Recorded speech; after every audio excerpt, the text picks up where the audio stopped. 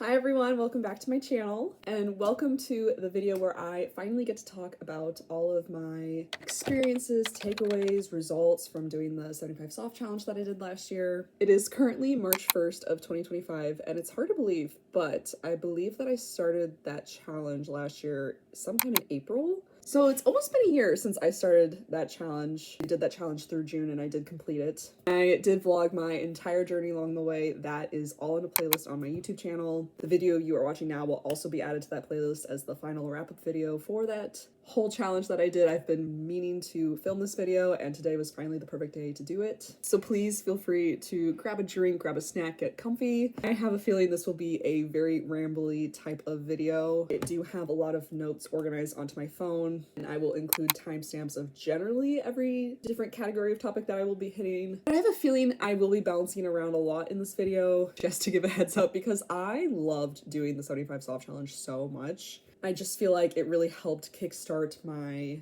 journey and passion into my personal health journey a lot, especially for last year. So yeah, let's go ahead and get into the notes that I have. I guess as a good reminder, I will start with the traditional 75 hard rules versus the 75 soft rules that I did for myself.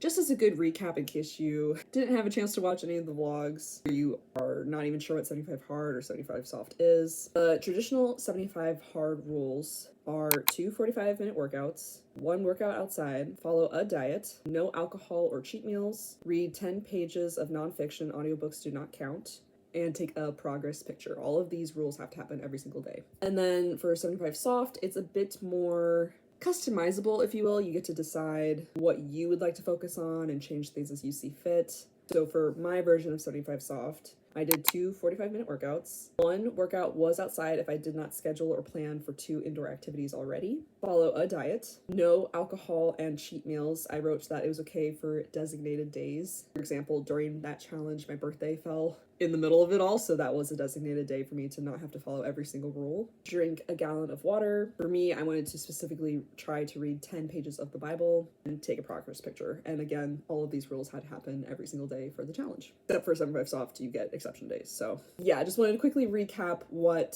at least my version of 75 soft looked like compared to like a traditional 75 hard challenge. I will dive into where I'm at with my health and fitness journey towards the end of this video, and I don't want to spoil too much, but if I wasn't already planning and training for other things that are coming up for this year, I could have definitely seen myself doing and trying a 75 hard challenge after doing a 75 soft challenge. I just really think it changed my mindset on so many things, which is what we'll talk about in all the notes that I've written down, but I really just want to start off the video with saying that I cannot recommend the 75 soft challenge enough. Again, I haven't tried the 75 hard challenge yet. Heard a lot of people not be able to complete or enjoy the 75 hard challenge. So I feel like if you want to just try to build habits for 75 days, feel like customizing that to whatever you want it to look like, a really good way of doing it instead of just doing like the societal standard of a challenge. It still is challenging you, and that's kind of the whole point. Taking wherever you are at your base level, just challenging yourself to do a little bit more. I feel like that's really the benefits of 75 soft. At least starting up with it is like barrier to entry does not feel as difficult, and you can make it as difficult as you want, but for me, I wanted it to be enjoyable and semi-realistic and hopeful for me to finish. And honestly, never, I don't think at any point during my 75 soft challenge was I doubtful that I could not finish it. So I feel like that's also a really good sign that that was the best route for me to take versus trying to fight this uphill battle of trying to do a 75 hard challenge.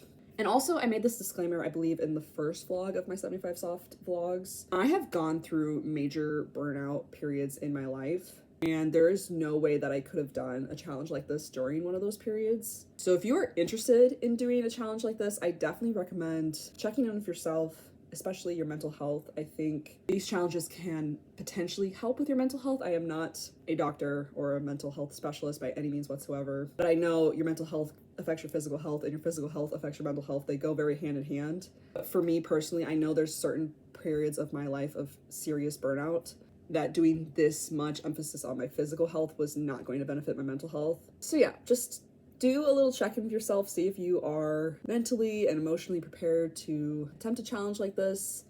I think a lot of people focus very much on the physical aspects of what this challenge can do, and we will touch more about this in a second too as well. There's so much more to this challenge, I think, if you allow yourself to gain everything that could be gained from this challenge, and not to spoil anything, but for me, a lot of what I gained was a lot of mental health progress. There was definitely physical benefits as well, I'm not going to deny that, but I think just changing my outlook on life and my outlook on myself was very huge during this whole challenge. So all of that being said, I just wanted to make that disclaimer again. If this is the first type of video you are ever clicking on for like a 75 soft type of challenge, don't feel pressure to do these types of things just because they become trendy or society makes you feel like you should. I'm not trying to contribute to that kind of narrative whatsoever. These are just my thoughts and takeaways from what I learned and gained from my challenge. And I feel like everyone's journey is different. So take what I'm saying today with a grain of salt, and we will now go ahead and dive into all of my notes. Okay, so the first section I wanted to touch on is food/diet. The first note that I wrote for this section is that genuinely nothing tastes as good as I remember it. All the foods I used to crave genuinely do not taste as good as I remember.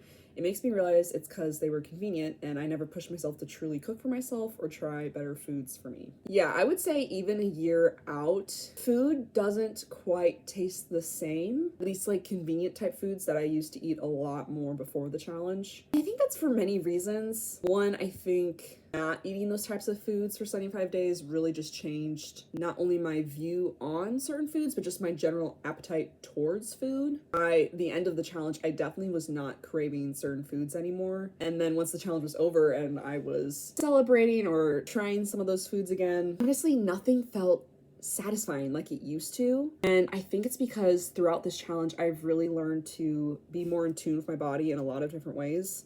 One of them being food, and I can feel the difference in the quality of food that I'm putting into my body and how it affects my body, like physically, mentally, emotionally. It's really amazing how food can affect you like that. One very, I guess, kind of service level way that it changed and affected me was that it just doesn't taste the same or as good as I remember it. Like, I just remember like getting to celebrate and like allowing myself to have like soda and some packaged processed foods, and they just weren't as satisfying anymore. I was like they're not bad tasting, they're just they don't taste as good as I remember. Like, it was almost like the nostalgia filter was like taken away, and now I just feel like I'm tasting it for what it is instead of what I feel like it used to bring me, if that makes any sense whatsoever. This is not me trying to villainize any type of food groups whatsoever, but I was just really shocked. I've never had that experience before where I was tasting things and it just wasn't as good as I remembered, and I just wasn't as satisfied with it anymore. And it was like getting to the point where I was like, I would rather just keep eating and drinking the things that I have been making for myself because I get so much more enjoyment out of them. And now that we're a year past almost of me starting this challenge, it's not to say that I don't still indulge in some foods and beverages now, but still feel like a thread that's been staying with me since this challenge has ended is that I just genuinely look forward to eating and drinking things that I am making like myself at home. I just feel more satisfied by it. Like, my body feels more regulated by it. I don't feel different symptoms from having foods that I'm not making. And like, it makes me laugh in a way because like you hear these things all the time. I've heard these things probably billions of times on YouTube videos, and of people talking about how they feel more energized and less bloated if they are like consistent with what they're eating, and especially if they home make most of their foods. But until you experience it, you don't realize how much it really does change things for you. Even like with taste, like I just do not crave certain things as much as I used to anymore, and I find that it's a lot easier for me to pick options that I know my body will be happier with now because you can feel the difference in how it affects me. So yeah, it's like my first takeaway. I mean, it's mainly about the taste, but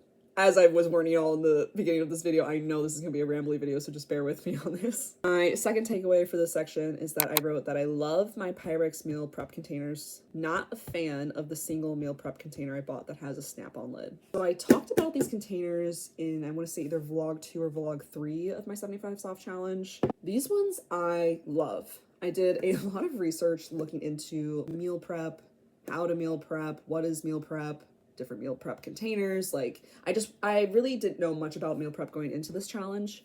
And not that meal prep is necessarily involved with this challenge unless you want it to be, but for me, I really wanted to add that as to something that I was learning and doing to this challenge. So I bought a set of 5 Pyrex meal prep dishes, If I can find a photo of like the whole thing, I'll try to insert it. Love these. I love these for so many reasons. One, I'm just a big fan of glass containers. Find that I will have them for years and years and years to come. I love that they're dishwasher safe.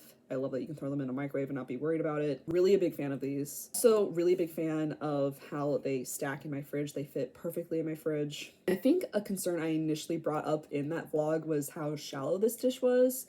Once I started meal prepping, the shallowness of this dish did not, I feel like, affect me at all, actually. I felt like this was actually like a pretty standard meal prep container. It just looked so small to me when I first started this challenge. And I am not like a food specialist whatsoever, but I feel like this challenge also kind of taught me to be more in tune with my body and like how much food do I need to be eating. I am not claiming that I was making the correct proportions of what I should be eating, but I feel like it showed me that with making food at home, not only are you making things that will make you feel better, but you're more than likely going to be making things that make you full longer, so you don't need as much of it necessarily. All that being said, I am a really big fan of these containers. Cannot recommend them more. What I'm not a fan of that I was talking about is this Pyrex dish. First of all, is a lot deeper than this one. And this is what I thought I would be wanting more of. And I thought meal prep, I would really want designated, separated portions of the container. Turns out that really wasn't a big deal for me. I was thinking more like if I was to ever be making like salads or bringing like different fruits and snacks, then I'd want like separated portions. And like, I'll still use this. It's not like I'm getting rid of this dish or anything. But honestly, the only time I really used this during this challenge was if I made any excess meat, rice, vegetables. I would put it in here, and it was just nice to have like a sixth dish in case I filled up all 5 of these ones and I needed another place to put them. And also I found out I really just did not need this large of container for like a daily meal necessarily. It just wasn't, I think, practical for me to bring everywhere because it's just so large and it really didn't fit well into my lunchbox also. But the main reason I'm not a big fan of this which is why I brought the whole thing up, because I wanted to update y'all that I'm just not a big fan of this and I won't be purchasing any more of this specific Snap-on Pyrex dish, is because the Snap-on feature is not good. I can always get 2 sides down. Well, I say that now and now I'm struggling. I can typically, I can snap 2 sides down. Whatever 2 sides you want, I can snap down. And then sometimes I can snap a third one down. And sometimes I cannot. I'm gonna be able to snap one down, actually. I don't know. There's something about the way, I snapped a third one down. I snapped a 4th one down. Oh no. This is not a good example. I can't tell you the last time I've been able to snap all 4 of these down. And like, I don't know if you just saw me like trying to do that, but that's with no food in this container. So trying to do that with food that's already in this container and you're like, have it on the counter, you're just like trying to press it down.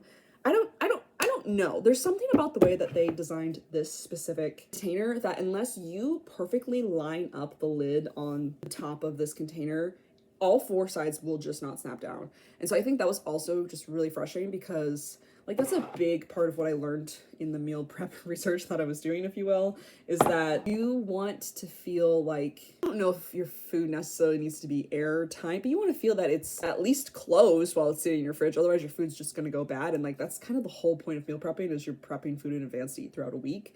And you don't want your food to go bad because you're buying it to be eating it throughout the week. So just like food quality wise, it kind of always stressed me out to have to put food into this container because I always felt pressure to eat the food out of this container first because the lid just doesn't fully close. And then even when it does, like it's closed right now, I just feel like the lid just does not line up well with the container. I don't know. There's something about this specific one. I don't know if Pyrex makes any other Snap-on type of containers and maybe they work better. There's something about this specific one that just doesn't work well. I'm not going to waste it. I'll keep using it, but I also just don't reach for it because it frustrates me so much. So it kind of just sits with my other containers at this point. And it's just what I reach for if I have to put extra meal prep food into something. This is what I use it for, honestly. Cannot recommend this one from Pyrex more. This set of meal prep glass containers. Love this one. This isn't the most secure lid. It's just a plastic. It's very flimsy type of lid. But I feel like it gets the job done. I feel like this is all I'm really asking for. I want something that's going to last me for years to come. I'm not going to get tired of it. It's easy to clean. It's dishwasher safe. It's microwave safe. I really Really big fan of these. So those are the updates for these meal prep containers. I just felt like I really should update you guys on that because I don't know that I ever did in any of the vlogs. So, and then the last note I have for this section is I wrote, meal prepping is truly just making leftovers on purpose to eat in the future. It does not have to be a scary or serious process to do. Learn some meal prep recipes to switch it up, but whatever you cook, if you're making it to eat in the future, congrats, you meal prepped. I really wanted to include this specific note in this video because I think that's what I would have liked to hear at the start of my, not just 75 soft journey, but at the start of my meal prepping journey, if you will. I feel like so many videos on YouTube make it seem so serious in a way, and I think food and nutrition is important, obviously, and again, disclaimer, I am not a food specialist or a doctor or anything, so take everything I say with a grain of salt. I feel like it's all important. I'm not trying to say that it's not important, but I feel like the way that meal prep is talked about and maybe filmed and edited on YouTube, it just makes it seem so a daunting task and so serious. And maybe that was also just me putting pressure on the situation because I really wanted to gain a lot of rewards, if you will, from the challenge, including my nutrition. At the end of the day, if you break down what meal prepping is, it is quite literally just preparing food in advance. And that could be anything, honestly. That's kind of also what I learned throughout my meal prep journey. It doesn't have to be just what you stereotypically see a meal prep to be. Even what you saw in my videos, that does not mean that's what your meal prep has to look like or be even. It could be whatever type of food you enjoy. Honestly, you don't even have to cook for it to be a meal prep. It could just be you prepping vegetables and fruits, like cutting them up, peeling them up, putting them into containers so that they're ready to go. That is what meal prepping is. Like, that's like the whole gist of it, is just so that you're doing it all at once and that you can eat it all later. And it's meant to be a convenient, easy thing for you to do. So there doesn't have to be all of this, I don't know if stigma is the word I'm looking for. It just doesn't have to be as serious as I feel like a lot of people make it out to be. And I just want to encourage anyone who is learning how to meal prep or doesn't know if they're doing it right. If you are preparing food to eat in advance, congratulations, that is meal prepping. You are doing it. It really doesn't have to be that serious. It can literally be any food that you like or enjoy, or you want to try to eat more of. Like, it can literally be whatever you want it to be. It's just you preparing food. That's literally all it is. So yeah, just wanted to make that disclaimer in case anyone else needed to hear it. I know I would have really appreciated hearing that earlier on in my journey. Okay, for the next section, I wanted to talk about the reading portion of this challenge. I have 2 takeaways for this one. The first one I wrote was that I loved reading the Bible during this challenge. I definitely touched on this throughout some of the vlogs on this challenge. I really can't emphasize enough that the preparing and planning beforehand of this challenge, I feel like, is going to help you succeed so much more throughout the challenge and feel like it's much more attainable. And for me, taking out the planning portion of reading and like what was I going to be reading helped so much. This is just from like a practical standpoint. This isn't even me just touching on to like the benefits of reading the Bible throughout the challenge, but from a practical standpoint alone, I really cannot emphasize that enough. So if you can already like at least have your first book planned, especially if you're not like a reader or you're trying to get back into reading, like at least have your first book planned so that much of the challenge is already planned for and you don't have to constantly be wondering like, how am I going to get this done today? For me, I did choose to read the Bible. It's been a goal of mine to read through the Bible. I am still continuing that challenge through 2025 currently. But it's amazing how reading 10 pages of anything every single day, how much progress you make. I think I definitely fall into a category of someone who puts a lot of pressure on themselves to read much larger chunks to feel like you're making any progress. But honestly, it showed me a lot that like just even 10 pages a day, and it's like the consistent behavior of consistently 10 pages a day, just the tiniest bit of chipping away at that every single day and how much progress you can make by doing that. It really opened my eyes to like taking advantage of like every little moment that I have to read. And like on top of reading the Bible throughout that challenge, I was also just reading books for fun. And I just felt like I was really taking advantage again of just like all the free opportunities that I had. Like, I now always pack a book to my workplace and I try to read during my lunch. If I can't read during my lunch, I'll try to read like during my 15-minute breaks. And like prior to that challenge, I don't know that I would have pushed myself to even attempt to read during like a 15-minute break. But it's amazing how much reading can be done if you dedicate time to just doing that. You block out any other distractions. I really enjoyed almost relearning how easy reading can be if you don't add the pressure of trying to make like large chunks of progress every single day with it. But yeah, the Bible specifically, I mean, for one thing, I just loved goal stacking within this challenge because it was a goal of mine for 2024 anyway. But also, I just feel like this is kind of leaning towards the other benefits that you can get from this challenge if you like pour your energy into the other benefits of this challenge. Because yes, again, I feel like the physical benefits are so great. Absolutely, don't get me wrong. But I feel like the mental and then maybe even the spiritual and emotional benefits that you can get from this challenge, just such a beautiful thing. And I feel like dedicating time almost every single day to this challenge, to reading a bit of my Bible every single day, greatly impacted my mental health, my spiritual well-being. I mean, it really helped to change my outlook on life for sure. And then the second note I wrote for this section was that towards the end of the challenge, it was hard to read the Bible because it was beginning to feel like I was just doing it to accomplish it and not because I wanted to anymore. So the last week or two, I switched to reading my other books as my 10 pages. Yeah, I think that's going to happen with any book you may decide to read for this challenge, because you want to check off, obviously, because the whole point of 75 Hard is you have to check off every single rule every single day. Otherwise, you have to start back at day one and do it again, because the whole point of the challenge is doing it for 75 days straight perfectly, and you don't miss anything. Otherwise, you have to start over. And then that's another reason why I really wanted to do 75 Soft, was because one, even if I missed one thing on a certain day, I already knew from the get that I was not going to make myself start back at day one. I wanted to just keep moving forward. I did not want to be so harsh on myself and make myself start all the way back to day one if I forgot something. But also, going back to the example that I've just said, I think this can happen with any book that you do for this challenge, because you want to check off all of these things. So sometimes you feel like you're just doing it just to do it. And that is, I feel like, kind of part of the mental hump that you get over with this challenge is like, oh my gosh, I don't want to take a picture every day. Oh my gosh, I don't want to drink a gallon of water every day. I don't want to read 10 pages every day, but I'm going to do it. And that's kind of part of it. That's an essential part of it, like the hump that you have to get over before you really can appreciate the challenge. But then after doing it consistently, you see, this is why I did it for this many days. But if you let yourself get into too much of a rut of like, I'm just doing it just to do it, I feel like you're not going to absorb and soak in everything that you could if you just were to be reading these books outside of this challenge. So I knew, for the sake of still wanting to read the Bible and understand what I was reading, that's also why I decided to just stop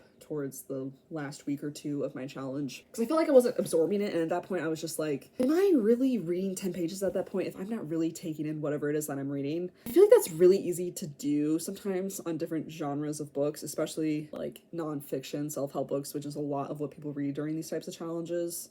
I have to personally, anyway, be in a specific mindset, a specific mood to not only want to read those types of books, but to like actually absorb and like take in what it's saying, and even like go as far as to want to even apply it to my life or to remember anything from those books instead of just kind of like glazing my eyes over it to get it done. So yeah, I don't know if that's any like help for anyone who wants to do these challenges, like just give a heads up. I know for 75 Hard, it's supposed to be not an audiobook and it's supposed to be nonfiction. So if you do the 75 Soft version anyway, I would say not only plan in advance what you want to read, but if you know yourself when it comes to your reading habits, like say you already are in reading, like you're a reading type of person. For me, I should have known, even when I read normally, like outside of this challenge, I like to switch it up. I don't necessarily like to read from the same genre back to back. I need to like mentally switch things up. After I finish a book from a genre, I like to switch to a different genre. So yeah, just keep that in mind, because 75 days, it goes by quickly, but when you're reading 10 pages of a book every single day, depending on how long your book is, you could be going through 2 to 3 books. So for me with the Bible, it's a very long book. I did not finish it during the challenge, but I made a good chunk of the way through, so I was very proud of myself for that. Okay, for the next section, I wanted to talk about the workouts.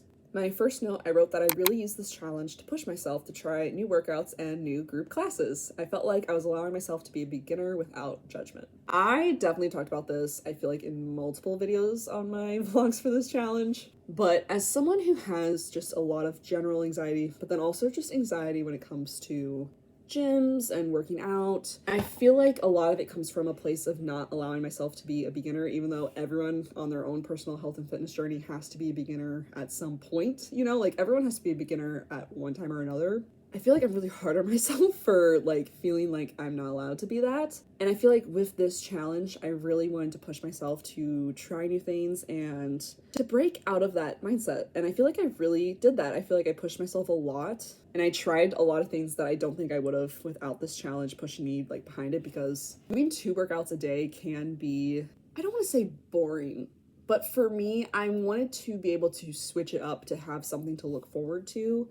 And I think for one thing, trying new things, obviously I mean, even with anxiety, I feel like you can still allow yourself to look forward to it. I think you're pushing yourself to try something new. I think that's a wonderful, amazing thing to do. But then also, you're not just being so repetitive with what you're doing. I feel like I loved that part of this challenge so much. I don't think I can express that enough. I loved switching up what I was doing every single week. And also, as someone who back then especially had a schedule at work that was not consistent, it was constantly changing. It really pushed me and challenged me to try new things because I couldn't consistently rely on, oh, I can always attend this class at the Y every single Wednesday at 8 a.m. or something like that. I had to try different morning classes, different evening classes. On my days off, I loved doing 2 classes at the Y if I could. I also did a lot of different solo activities. Like, I really got into basketball with this challenge, like just solo shooting some hoops. It was so much fun. I loved that. Yeah, was just a big fan of how much it pushed me. Like, not just physically. That's what I'm trying to get at, I think, with this video is like, yes, it pushed me physically, but also it pushed me mentally in so many different ways to learn so much more about myself, to learn so much, not just with physical activity or with meal prep or with books, but just like learn and allow myself to grow as a person. I feel like I just did so much growth last year, and I feel like I can attribute a lot of that to this challenge and allowing myself to be pushed and to be welcoming to new experiences. Was a big fan of how much it pushed me to try new things. The second thing I wrote for this section was that 2 workouts a day wasn't as daunting when I scheduled one to be stretching, yoga, or a walk.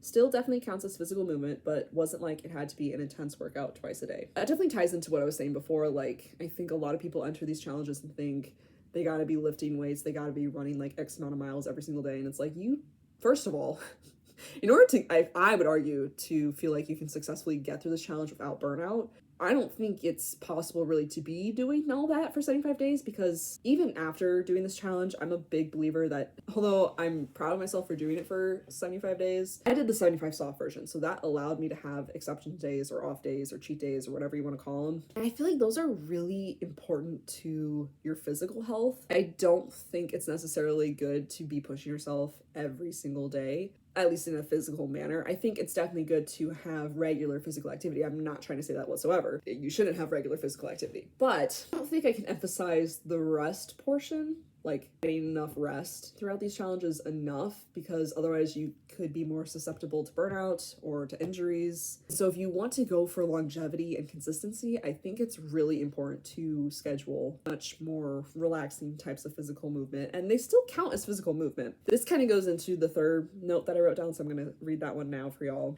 I wrote that I was really against walking as a workout in the beginning because I do a lot of walking at my workplace, but once I took the judgment out of it, I realized how good walking in the mornings before work was for my mindfulness and mental health. I think a big portion for me for this challenge was working through this judgment I had on physical health and fitness. Even before I was starting this challenge, I was like, I want to push myself. I want to do as much as I can. I want to see so many different progress in all these different areas, and I just don't think walking's gonna get me there. And I was so wildly wrong on that assumption that I had prior to going into this challenge. I remember, I think, one of the first times I went for a walk, like as a workout, it was definitely later on in the challenge. I'd say at least halfway through the challenge, if I'm not mistaken. I feel like I was really hard on myself about it. It felt like kind of like a failure in a way. I was like, I walk so much at my workplace. How could walking even more, add that much more to my physical or mental well-being? And when I tell you, I could not be more wrong about that, because after I did that first one, I started regularly scheduling like morning walks as one of my workouts if I didn't sign up for like a stretching or a yoga type of class.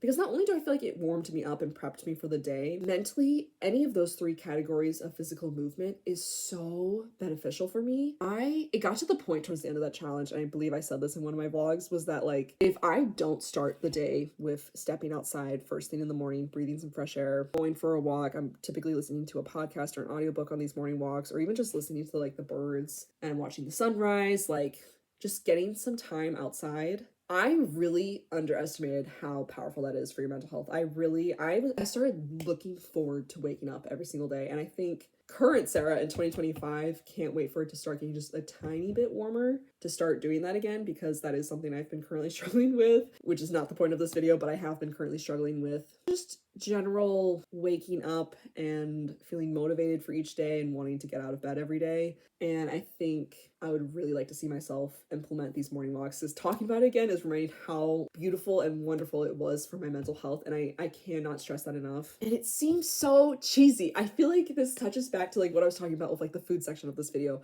A lot of these things that you will do throughout this challenge, like drink water, exercise, eat well, are like things you hear so much in these types of videos, and you're like, it can't really affect me that much. It can't possibly change my mindset on my life that much. But then you do them, especially for these challenges, and you see how wildly different your life is or your outlook on life is, and you're like, you hate it almost. You're like, I'm so mad that they're so right about this. Like, this is what everyone's been telling you to do, that you need to be drinking water, eating well, having some physical activity, journaling, you know, all of the things. And you're like, they weren't wrong though. They weren't wrong though. These things help you so much. And again, all that being said, with prior burnout situations that I was in, there's no way I could have just full on head dove into these things. I think for prior burnout sessions that I've been in, I think doing one or two of these things here and there would definitely be great boosts for my mental health for sure. I'm not saying that these things wouldn't still help you in serious times of burnout as well, but there's no way I could have tackled on 75 days worth of trying to improve my life in those kinds of burnout phases. So yes, these things help you, but also give yourself grace for what period of time of your life you're in. If you are going through a lot of things, give yourself some grace. So yeah, all that being said, definitely recommend doing the chiller type of physical movements, workouts, if you will, even if you feel like you have a lot of judgment towards them yourself, or you feel like society has a lot of judgment towards them. They still count as physical movement. They still count as one of your workouts, even if it feels like silly that this counts as a workout, like, and you're not really pushing yourself to do something really hard. I think that's something I also meant to write down in this workout section. Another reason I really loved 75 Soft was that it's a timed workout. So given on like what you feel your 100% looks like that day, that's what you're gonna do for 45 minutes. It's not necessarily about always trying to beat your PR or trying to hit some other type of numerical value thing. Like, it's really just about committing 45 minutes of your time to doing this thing. That's what a lot of this is, actually. It's just reorganizing your day to dedicating chunks of it towards yourself, whether it's towards your physical health, your mental health, whatever. And it's not supposed to be like a competitive thing necessarily of like, oh, I just ran my fastest mile, or I just lifted the most weights I've ever lifted, or whatever. Like, it's really just about whatever you can commit to for that 45-minute time period. That's what you're going to do. And so like, I think that's also why I was so judgmental of walking at first, because it's just walking for 45 minutes. But when I tell you that I understand why 75 Hard wants you to do something outside every single day now, from doing only like a chunk of my 75 Soft days outside, I understand it now. The mental benefits behind this whole challenge, I feel like it's just so, I don't know if undervalued is the word I'm looking for, or if that's even a word. It's just not appreciated enough. I feel like yes, I'm checking off the physical portion of this challenge while I'm walking outside, and I'm checking off the outside portion of this challenge while I'm walking outside, but a thing that I'm not checking off like on my checklist when I'm doing it is how this is affecting very positively for my mental health. So yeah, those are my thoughts on the workout section for this challenge.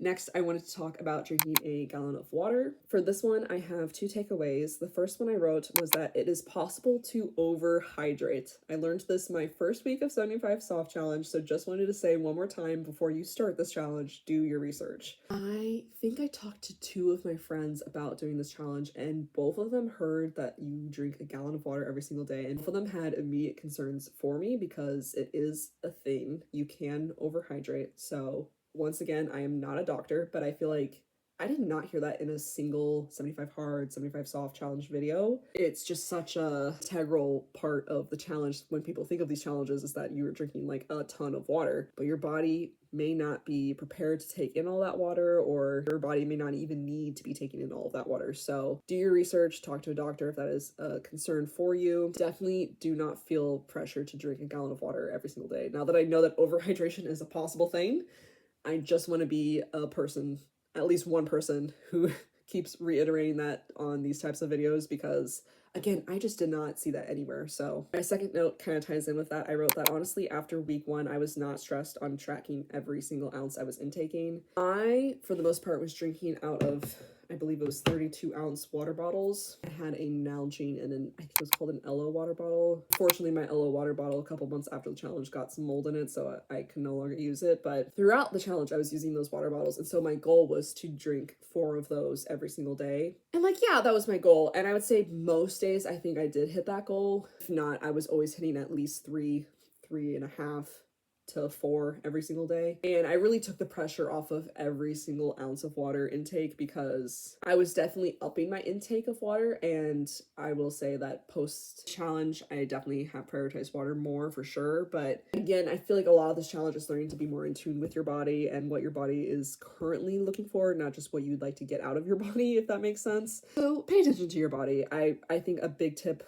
for the water portion is definitely drink throughout the day. Don't save it for like the end of the day and drink it all at once. I think that's also an easier way to overhydrate, is if you're not diligent with it. And yeah, it can be annoying to constantly be like, oh my gosh, I have to drink more water. But honestly, with anything in this challenge, after you do it for so long, it becomes so much of your routine that it becomes like second nature. You don't even really think about it. You're just like, oh, it's time to drink water. At least that's how it went for me. And I think that's because I just genuinely enjoyed the challenge. So I didn't really dread it as much. I just learned to be like, oh, well, this is what we're doing now. This is part of my routine. So now it's time to drink water again. You know, like you just kind of get used to it. Yeah, definitely, I would say don't overhydrate for sure. And then don't feel pressure to like track every single ounce of water that's going into your body. I think that's just a general rule for me all across the board when it comes to like tracking different things. I've never been the biggest fan because it just adds a lot of stress to me personally, because then I feel like there's this new goal added to something that I'm just trying to attain. And I feel like if I don't meet this new goal, like this very specific metric measurement of a goal, then I feel like I failed. And it's like, that's really, for me anyway, that's not the point of these challenges. I don't want to feel like a failure during these challenges. I want to make it, and this is how my brain works. This is how I feel most motivated. So this may not apply to you whatsoever. Maybe you love a hard concrete number and you love to know if you have reached that goal. For me, it's really not about all of these tiny little things within this large goal. The main goal is my goal, which was to get through 75 days of pushing myself to the best of my ability to accomplish every single thing that I could. But that was never to punish myself if I didn't meet it exactly at a gallon. So like if I didn't hit 128 ounces, like exactly, like I'm not gonna punish myself for that. Like if I drink most of that, like that is okay, because we're going to be drinking again a lot of that tomorrow. So I would say that's my other tip for the drinking water portion, is to give yourself grace. It's really, nothing's going to happen if you don't drink exactly 128 ounces every single day. So yeah, those are my thoughts for that. Alrighty, y'all, for my next section, we will be talking about the picture a day. For this one, I have 3 takeaways that I wrote down. The first one I wrote was that it was a very uncomfortable thing for me to do in the beginning, especially growing up in a very modest household. I'm used to not spending much time looking at myself in the mirror, especially my whole body. Yeah, this was something I definitely had to work through and grow through with this challenge. Like, taking a picture alone, that was super, like, uncomfortable. Like, a picture of me in that type of setting with this type of mindset was already a very uncomfortable thing for me. It's not that I don't like taking photos of me in other types of ways, but taking a very, I would argue, vulnerable photo of me in this way every single day was a thing that I had to work through. But putting the picture part aside, just even looking at myself in the mirror in this type of way, in a very vulnerable way every single day, that alone, like, oh man, even thinking about it now, I'm getting chills. Oh, why do I want to cry about it? Oh my gosh, oh my gosh, oh my gosh. Yeah, oh, I just want to hug past Sarah. Woo! Oh, okay, wow. We're starting to cry, y'all. Oh my gosh, okay. Sorry, y'all. I'm trying to not get emotional during this video. This is something that I'm not sure a lot of people who do this challenge necessarily will relate to or will have to work through or grow through, but I just want to be honest and vulnerable with y'all that this was something that I had to work through during this challenge. I just never really looked at myself in that type of manner, especially on a regular daily basis before. I think a big disclaimer that I should have probably made at the beginning of this video is that I never wanted to do this challenge or any type of challenge out of a place of hatred towards myself or hatred out of like towards like my body or anything like that. I know the next section that I will be talking about for notes is my progress and results, and I know that's like a big reason why people like to look at these types of videos, is to see what is achievable, what can you achieve throughout these types of challenges. But I just wanted to disclaim that like I never did it out of a place of like not being proud or happy with who I was beforehand. I think that's kind of a reason why I've put off, and we'll talk about this more in the next section as well, but I think that's kind of why I put off filming this video for so long, and I've put it off for other reasons too, but I really don't want this to come from a place of you should be judging your body because it looks like XYZ, or oh, I only love my body now because of what I've like managed to go through with this challenge. Like, we have all gone through so much in our lives, so I'm talking about me specifically in this moment. I have also just gone through so much in my life, and I could not be more proud and grateful and thankful for the body that God has given me, and how it has carried me through different seasons of my life, and how it's brought me to where I am today. So that's not to say I'm not proud of now where I've gone with my body, and a big, I would say, reason for wanting to get more into physical health for sure is wanting to learn how to take care of it more for sure. But just because doing this challenge may be uncomfortable for you in different facets, and for me, taking a photo every day was very uncomfortable, especially at the beginning, doesn't mean that it's necessarily uncomfortable because you're coming from like a place of hatred or a place of not being proud or something like that, or that you should hate it because it looks like XYZ. I think you should love your body no matter what it looks like, even though society wants to tell you that your body should only be lovable if it looks like XYZ. And I think that's really ironic considering what society considers as beautiful is constantly changing, and it's never achievable because it's constantly changing. That's even more of a reason why, whether you do this challenge or not do this challenge, I think learning to love yourself before you even attempt challenges is only going to grow to the love that you're going to have towards the end of challenges. And that's going to help propel you towards the end, at least in my personal experience. In most things in my life, I find that if I add more judgment or more hatred towards myself, then I just have more to work through throughout the challenge. Like, I'd rather just start from a place of love and grace and acceptance, like, this is who I am. And for me in this challenge, this is who I am, this is who I look like, and be proud of that. There's nothing wrong with that, even though society wants you to think that just because you don't look like XYZ means you're not beautiful, strong, capable, whatever. I really believe God has made us all uniquely beautiful, and I think appreciating and loving what you have been given is very important. So even though this first note is kind of a hard one for me to talk about, like being uncomfortable and having to grow through that, I think just a big disclaimer that it's okay that if you're uncomfortable through any of these things. I just really recommend part of the preparation before a challenge like this is, if you aren't already at a place of loving yourself, please learn to love your body as it is before you push yourself to do these things. I think a really important step. So yeah, just wanted to disclaim, very uncomfortable. Didn't mean I didn't love myself. I just think I had to work through a lot of different things, but I think the main one was just accepting that I would be looking at myself in this manner every single day, documenting it every single day, and that wasn't a bad thing inherently. I think a lot of judgment on myself when it comes to these types of things, and I think giving myself grace was a very important step to becoming comfortable with this step. The second thing I wrote kind of goes along with this. I wrote that some days were harder than others to take pictures, and I wrote, for example, like whenever I was on my period. And I feel like that definitely cannot be stressed enough for these types of challenge videos. I definitely mentioned it at least twice throughout my vlogs, is that I feel like it's just not mentioned enough during these types of challenges, that if there are long, extensive challenges for a female, you're going to go through multiple cycles, and that's going to greatly affect your physical health, your mental image, your body image. And when you have to take a photo every single day, there's going to be days that are going to be harder than others, because I think when you're going through different portions of your cycle, it's just easier to be harder on yourself. So that doesn't mean that during those phases you shouldn't still love yourself and love what your body looks like, even though it's going to be fluctuating, it's going to be changing. I think that's also really hard during this challenge, is progress is not linear. And I know that sounds cheesy, I know we've all heard it 1,000 times, but even physical progress, just like mental progress, it's just not linear. So some days when you take your picture of the day, you're going to feel like you just have taken 2 steps back, and you're going to feel like, man, I want to see just like this continual progress. It would be so nice to see like just this gradual continual progress. But just because something looks like there hasn't been progress done doesn't mean that progress hasn't been done. Like, doing what you're doing every single day, you're still chipping away at these goals, means you're still making progress towards this goal. Just because it looks a certain way and just because society, again, thinks you should be looking a certain way doesn't mean that you aren't still making progress. It's not to negate that some days might be harder to take photos than other days. I still want to give a warning on that. Some days, at least for me, were harder than other days. But that doesn't mean you're not still making progress. And then the final thing that I wrote for this section was that by the end of the challenge, I grew really proud of myself for being able to not only work on myself physically and mentally, but also just with my overall perception of my body image. I grew to appreciate how my body is unique, and that is what makes it beautiful, and that she is strong in her own way and has carried me through everything in my life, including this 75 soft challenge. Why does this section of the video make me want to cry so bad? I feel like that last note is a very good way to wrap up all of my thoughts for this section of the video.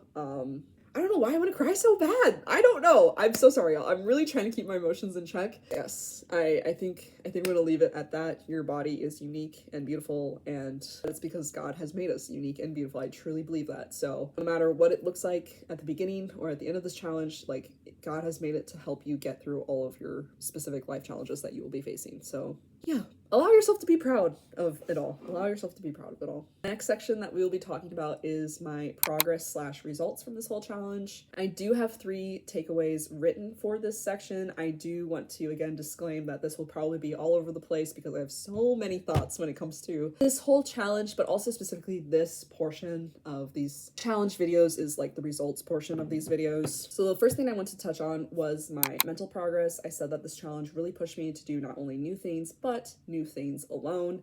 Loved being pushed in this way. Definitely talked about this before. I feel like just in so many ways, this challenge has so positively impacted my mental health. I really cannot express that enough because I feel like, again, it's just a portion of this challenge that gets overlooked, like the benefits that can be gained in this portion of the challenge.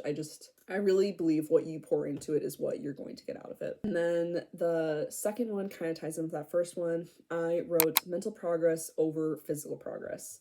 I definitely had major progress in both areas because of this challenge, but I think my favorite thing that changed throughout the 75 days was my mental health and mentality towards myself. Again, I've touched on this so many times throughout this video, but I'm not saying I gained necessarily more mental progress than the physical progress. I'm just saying that I think when I was doing research before this challenge, I wish that was emphasized more and not advertised more, but in a way, I think I wish that progress was advertised more. Like, there's more to gain than just the physical progress, I guess. And then for my third takeaway that I wrote down, I wanted to talk about my physical progress. I first wrote, major disclaimer, I do not think we should place the importance of these challenges on losing weight or trying to attain a number on a scale. This is just how my results happened to go throughout the challenge. It was in no means my goal to see happen, but I want to show a complete picture of what 75 Soft did for me, and that includes the progress I have made towards my physical health. So moving on, all that being said, it's genuinely crazy to me to look at my day 1 versus my day 75 progress pictures. I do not weigh myself regularly, but before the challenge started, I knew I was around 190 potentially more pounds and assumed I lost some weight by the end of the challenge, but wasn't sure how much because I didn't weigh myself before or after. It wasn't until I got sick in January of 2025, which is this year, and I had to go to the doctor and I got weighed that I learned I was now 152 pounds. I'm certain I did not lose all that weight within the 75 days, rather it was a continual gradual loss of weight post-challenge as well because of my continued health and fitness journey. So obviously I thought now would be an appropriate time to include some before and after photos, as well as photos that I have of myself now just to show what continuing some of these habits may, with gradual assist towards your health and journey may lead you to. But all that being said, I just really want to emphasize again that I know everyone's health and fitness journey is different, but for me, I've really never had much emphasis on putting value in numerical numbers, if you will. One of those being my weight. I'm not saying that weight should completely be disregarded in your health. I'm not saying that. However, it's really just one factor, and I feel like society puts a lot of emphasis on it. I feel like again, body is so unique and beautiful and different that an X amount of weight on one person is going to look wildly different on an X amount of weight on another person, and it doesn't mean that necessarily one is better than the other. That's just how your body, again, it's just a visual show. It doesn't it's kind of like what I was touching on before. Like, just because you visually are looking a certain way doesn't mean that there hasn't been progress made in other ways. So all that being said, I really try not to put much value on the numerical side of things when it comes to like health and fitness challenges like this. But I know people are interested in it. It's definitely, still something to look at as like a single like way to show how much progress has been made. And for me, like, I was floored to find out how much I weigh now. Again, I want to touch lightly on all these subjects because I really don't want to be triggering to anyone whatsoever. I know I put that disclaimer at the beginning of the video, but like, I know that these topics of health and fitness and just body image can be so triggering to people, so please bear with me. I'm trying to be sensitive as possible, and again, do not watch these videos on my channel if they are triggering you. Please just leave them. Your mental health is so much more important than watching these videos. All that being said, just to speak on my personal experience with it all, from someone who like actively chooses to not weigh themselves because I know it will just put me in a dark place. I know that before starting this challenge, especially since like a couple months prior, I was going through one of the serious mental burnouts that I had in a long time. I know, just due to all the factors of my life at that time, I think it was definitely the heaviest I have weighed in my life at that point. And again, that's not to put like a value on it. That's just like trying to state it as a fact. I knew generally I was staying around the 180 range, but towards that point in my life, I believe I was 190 to maybe 200 at that point. Knew I lost some weight throughout the challenge, which is a sensation that I really don't have much experience in, if I'm being completely honest. I think that's also why I'm very sensitive towards this topic, because I feel like still very fresh and new for me to grasp around that. Like, that wasn't a goal of mine heading into this challenge. Like, my goal wasn't, Sarah, you are losing weight during this challenge. It just happened with all of the changes, the lifestyle changes I was making. It was just a part of what was happening. And I think it was really hard for me because, like, accepting that was happening, I think, because, again, I was starting with a place of love with my body. I wanted to love myself. Not that I already didn't, but I wanted to make sure that I was coming from a place of love and doing this out of wanting to make my quality of life better, not trying to do it from a place of like hating the current state of my life, just wanting to introduce healthier habits in my life. It was really hard for me to accept that I think I was changing because I've never gone through a change like that before. And I think something that's hard too is when I've seen other people in my life gone through like their physical journeys and they've gone through changes, at least my perception on when they go through those changes, not only are they very aware that that's happening to them, I feel like a lot of people, for better or for worse, I'm not saying this is a good or necessarily like bad thing. I'm not saying either things. For better or for worse, I feel like the people in their life all make it known to them that they recognize that this change is happening. But for me, when I was going through this change, I felt like no one in my life was really recognizing all of the hard work that I was putting into trying to build healthier habits for myself, and that this was now producing a lot of change just with how I was physically appearing. And it kind of made me feel a little crazy in a way. I was like, without having these numbers, because I really don't like putting emphasis on these numbers, but without having these start and end numbers in a way, I kind of felt crazy because these were just all assumptions that were happening in my head, and I really didn't know if anything really happened with them. Like, I felt different. I felt physically better. I felt mentally better. I felt like my body image was better. Like, just looking at myself in the mirror, I felt like, not that I didn't love myself and was proud of myself before, but I felt like I was really looking at myself and was coming to a place of just true acceptance. And like, I could look at myself without being like, I'm ashamed of looking at myself, and not in a way that's not proud and loving of myself, but in a way that's, I shouldn't be looking at myself. Like, no, I'm allowed to look at myself in the mirror and be proud. So yeah, I don't know if any of this is making sense, but I felt like, not that I was being, not gaslit, but I feel like I think just doubting, like, if the change that I felt happened was as significant as I felt like it should have felt, because I felt like no one else recognized it. And not that people have to, because again, it's for me. It's really not for the benefit of anyone else that I'm doing this whole challenge and like trying to promote my health and fitness. But I think I had expectations of people recognizing the change that happened in me more. And I think the other reason I was really struggling with understanding how much change happened is that before this challenge, especially, and like even through today, I've just always been a person who loves looser fitting clothing, baggier clothing.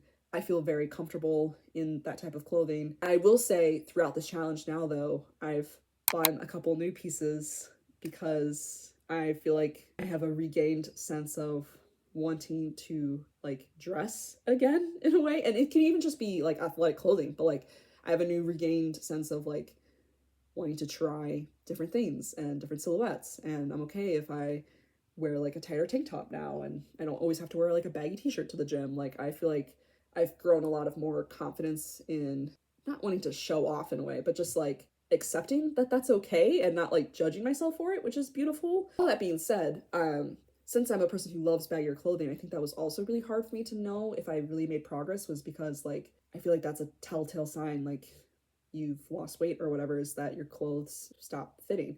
And I would say through the challenge, my clothes still fit me for the most part how it normally did. Like it felt like it didn't change too much, or at least in my head. Because again, I felt like I was just like tricking my brain. I was like, maybe I really didn't change as much as I thought I did. And honestly, I don't think for like the past like 6 months or so since the challenge ended, like maybe even longer, honestly. Yeah, like 6, 7 months after the challenge ended, I think I was just dealing with like not the consequences, but like the outcome of what happened with my clothing and just being like, well, I think this is how my clothing normally fits.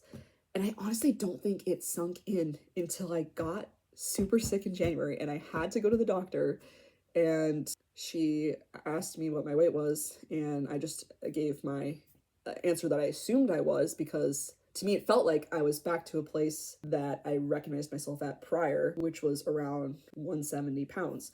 And so I said 170, I think.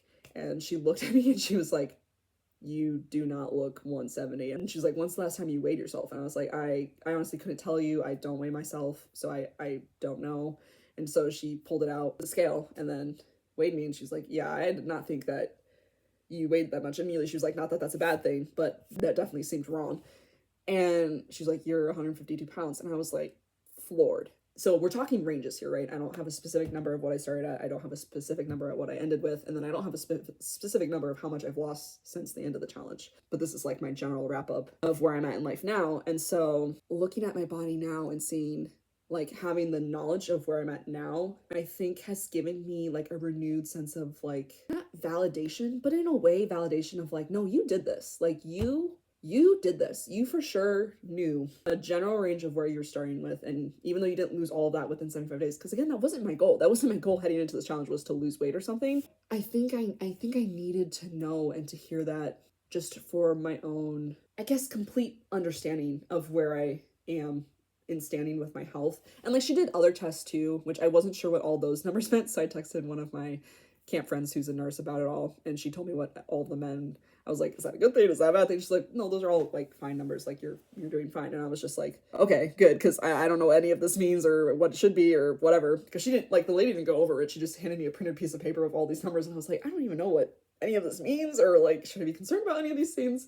But yeah, all that being said, that's just my personal like journey with like my physical health and like learning where I am, just like on one measuring point, which is my weight. Like there's so many other factors to your health than your weight, but I think that would be another piece of advice that I would give to people who are going on this challenge or want to start this challenge, is that people may not necessarily recognize all of the growth and change that you're going through during this time period. And even though that may feel disappointing, I think growing to accept that is going to be very important, because at the end of the day, doing these types of challenges, it's going to be for you, as it should be. Like, this is your body, this is your physical health journey. Like, doing these things, or even considering to do these things, should all be to the benefit of you. And it may suck to hear or to not hear people care or to notice these things, but I think it's important to know that it's also just for you. Because on the flip side of things, the few, I won't say everyone, but some people, the very few who have noticed to the point of like mentioning it to me, some of the few people who broach the subject don't necessarily broach it to me in a way that I would argue is healthy or encouraging. It's very sometimes down-putting to the person that I was visually appearing to be before the challenge. And again, I don't think that's helpful in the realm of health and fitness. I think hating myself while I looked like that back then would not be helpful. And not that I did, but that would not be helpful. But then also, now that I'm here now, hating myself now for looking like that ever, I feel like is also not helpful. I think it's hard. I think it's a hard thing to watch yourself change. It's kind of like when you go through puberty in a way. It's really hard to see yourself go through any physical change. I think growing to accept yourself is a thing that you're going to have to yearly go through, because as you get older, your body's just going to continually change, and what you look like is just going to continually change.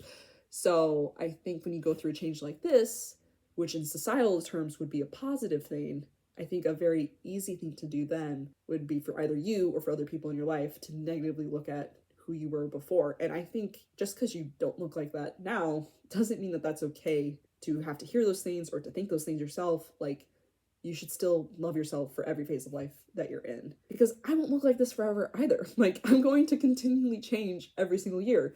And I think it's so much more important to feel so deeply and internally proud of yourself and love yourself for who you are in that phase of life than to try to ever attain this societal standard of beauty, because again, it is just continually changing, and that should not be the point of your health and fitness journey. So all of that being said, those are like my progress / results, if you will, that I have gained from this challenge. Those are like the main points of the video that I wanted to touch on, but for a last section, I did want to touch on a where am I now kind of section. I only have 2 things written down so far. If I have any more thoughts, I'll be sure to mention them, but the first one that I wrote down was that the biggest update since this challenge is over that I feel like I should tell you all about is that I am not still following all of the rules, but I use a lot of what I learned or did throughout the challenge and apply it to my life about 80% of the time. I still love to meal prep when I can. I prioritize drinking water all the time. I take pictures to celebrate progress here and there. Example, after like all the runs that I go on, I love to take a post-run photo. And I try to read a couple times throughout the week when I can. So yeah, I feel like that's definitely a good first one to start with of where I am now. I feel like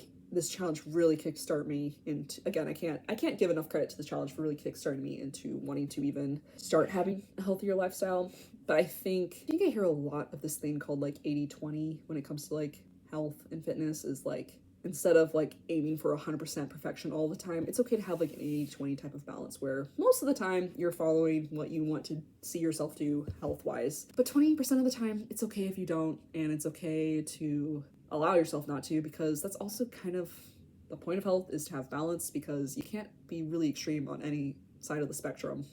You're gonna have issues or desires in one way or another. So yeah, I feel like about 80% of the time I generally follow the things that I've learned and gained throughout this challenge, and I'm very happy with that. I mean, again, as you can see from the progress section of this video, like, I definitely continuing as much as I could when I could after the challenge ended. Like, my health has just continued to improve. So, and also just my outlook on my life and my outlook on my health has continued to improve. So yeah, when the challenge is over, don't feel bad or guilty if you don't continue every single habit. I think I was really beating myself up for not continuing the habits, to the point that like my life got so busy just socially, especially as soon as the challenge was over, that I was like, oh, once things wind down socially, then I can get back to like a super like routine lifestyle and whatever. And honestly, life just keeps going.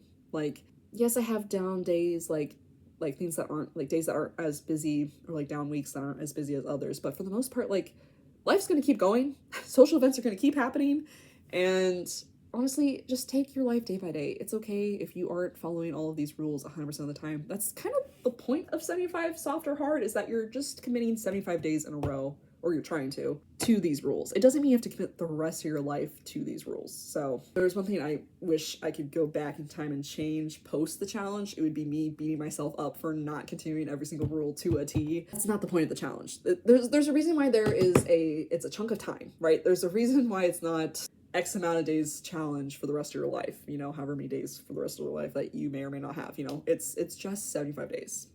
Let it be the 75 days, and then you're allowed to move on, you know? Yeah, don't beat yourself up. I would definitely say that about post-challenge vibes. Like, don't beat yourself up. The second thing I wrote down that I wanted to update you guys on was that after the challenge was over, I completed my third 5K, and now I am training for my first 10K. I am so excited. I did 2 5Ks last year. Did one in the spring right before I started the 75 soft challenge. That was my second 5K that I've ever done. And then I did one, which was a turkey trot, which was the first 5K I ever did, was the year prior, was a turkey trot. And after that third 5K and seeing how much progress I've made just with like running and health, and then also it was around the time when all the New York Marathon TikToks were coming out on my For You page, I just have such a renewed, inspired motivation towards health and fitness, but specifically with running. If I was not currently and actively planning for my 10K that I'm training for, I definitely would have liked to see myself do a 75 hard challenge. I feel like this is still a very exciting update to give everyone. I think I've touched on it in a couple videos already on my channel. I don't think it's like new news necessarily to my YouTube, but yeah, I'm very excited. Big disclaimer, I'm not a fast runner whatsoever. Again,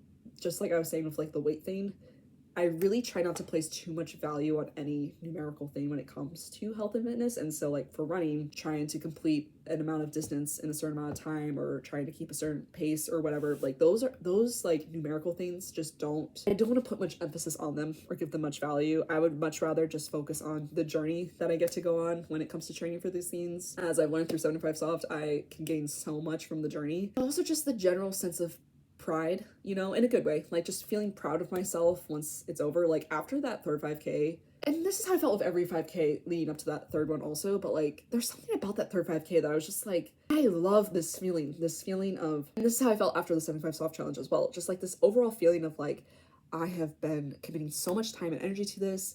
I have crossed that finish line. I have finished this race and I put it all out there. This is the best that I could do. I'm proud of that. I am proud no matter how that looks like or if that's impressive to people, if it's not impressive to people. I honestly, I try to avoid telling people like my running times because the few people that I have told, and I know they mean this with love, the few people that I have told, some of them, again, kind of like back to the whole like weight thing and just progress thing, is like kind of have like backhanded comments about it. And it's like, so this is why I don't tell you about this, because this is not what I put value on. I'm not putting value on or emphasis on my ability to complete X amount of miles in X amount of time. That's not the point of why I'm doing this. So, and maybe one day I'll, you know, in a healthy way, start to do more of that. I feel like this 10K already is trying to train me to care more about pacing, but I'm trying to do it in a healthy way where it's like longevity wise, it's important to learn how to keep a pace, what keeping a pace feels like. And so for the longevity type of running, that's why I'm starting to get more interested into it. But all that being said, I am training for my first 10K. It's in September. I'm very excited.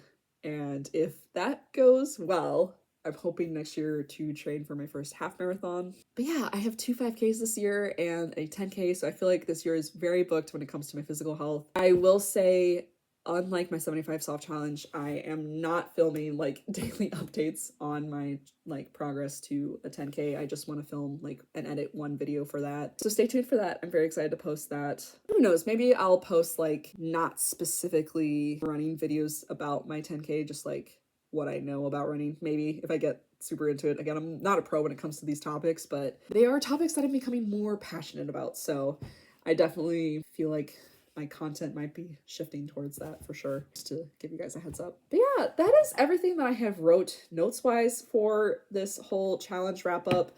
I have been filming for over an hour and a half at this point, so I'm sure future Sarah is going to have a hoot and a holler editing all of this for y'all, but I feel like those are the main things that I wanted to convey in this video. So I hope I am not missing anything. I hope I said everything that I wanted to say. I guess just to kind of end it how I kind of started it is just, again, encouragement. Like, I really cannot rave about this challenge more. A lot of people in my personal life know how much I've loved it.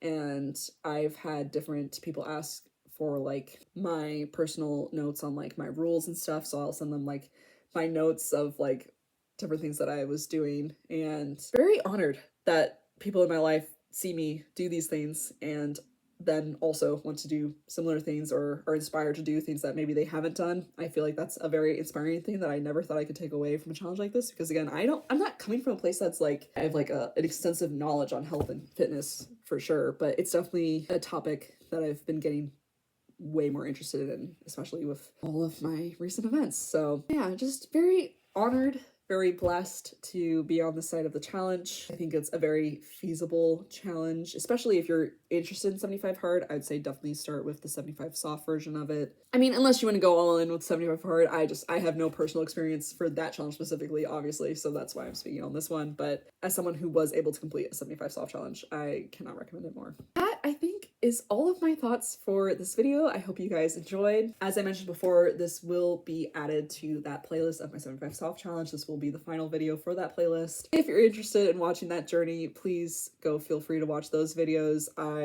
Took me many months to edit all of those, so very proud of not only committing my physical and mental energy towards that challenge, but also a lot of my creative and free time energy towards this challenge just in my creative outlet, which is YouTube. So all that being said, as always, I hope you guys are having a good day, but if you're not, that's okay too. I will catch you guys in the next one. Bye!